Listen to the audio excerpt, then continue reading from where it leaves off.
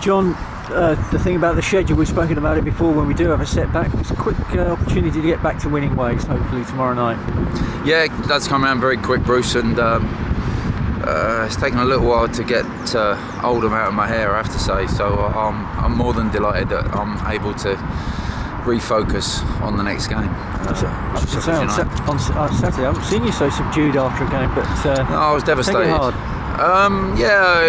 It obviously I take every result, win, lose or draw, very personally, and I was really hurting on Saturday night. I just think it's like lost opportunity, and especially when you get in the dressing room afterwards and you see what everyone else has done, and obviously teams above us drop points, and it was a chance for us to make up ground on them, and it was a match that we should have won. And I think if we'd have had the attitude from the kickoff that we had at the start of the second half and all of the second half, then we would have won the game comfortably. But you can't afford to switch off. It was a big lesson, I think, that we learned on Saturday, that you can't afford to switch off in any game at all, ever.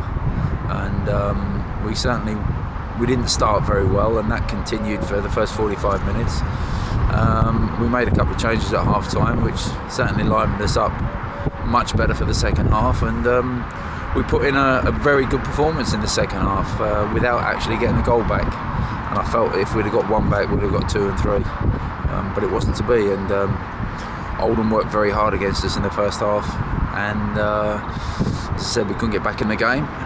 So we come away from Boundary Park with not scoring any goals and obviously no points.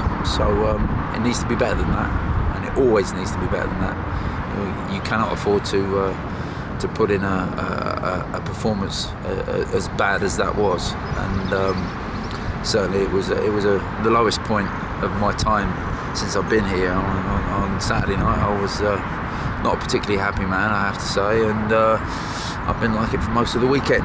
But come back this morning, I saw a few smiling faces on the training ground, and saw a great deal of enthusiasm and effort and positive minds, and spoke to 1 or 2 people, and then I watched my boys train, and I'm smiling again. So they've put a smile on my face this morning, and hope that will continue, certainly for the next 24 hours anyway.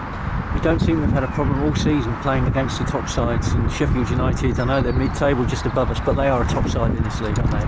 Top club, certainly. Yeah, they are, without any question. I mean, it's a massive club.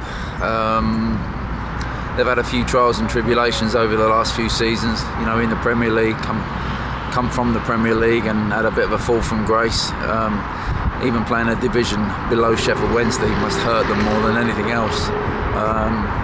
They've got an FA Cup semi-final coming up, which is more the kind of matches that you tended to see Sheffield United involved in. So they've done remarkably well to get there. They're on a very good run. I know they got beat at the weekend at home to Wolves, but prior to that they've been truly outstanding. Nigel's worked his magic there. He's gone in, he's got them playing football, he's got them playing his style of football, which is always pleasing to watch. He likes people to play out from the back, and he wants footballers in his team. They pass the feet just like his father's team did, just how he was brought up.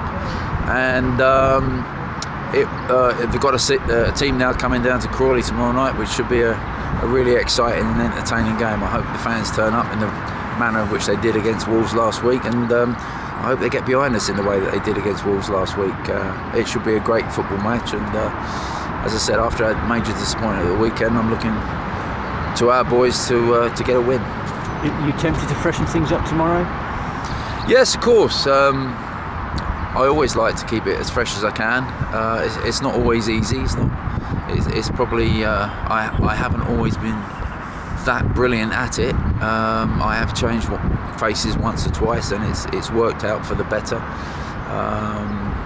Once or twice I have changed the team, and I haven't probably made the right decisions, and we haven't got the results from the game that I thought that we might. So it's I play a big part in trying to make sure I start with the right team.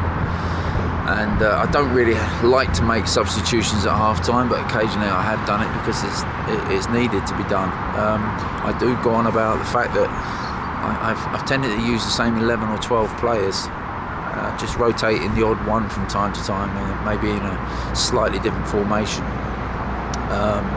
But I'll turn to the usual suspects, I think, tomorrow night. Certainly Danny Borman comes back into it.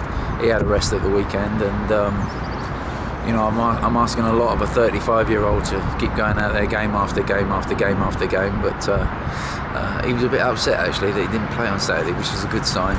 But it's really just to try and keep him as fit as I can, because we've still got another 12 games left, Bruce.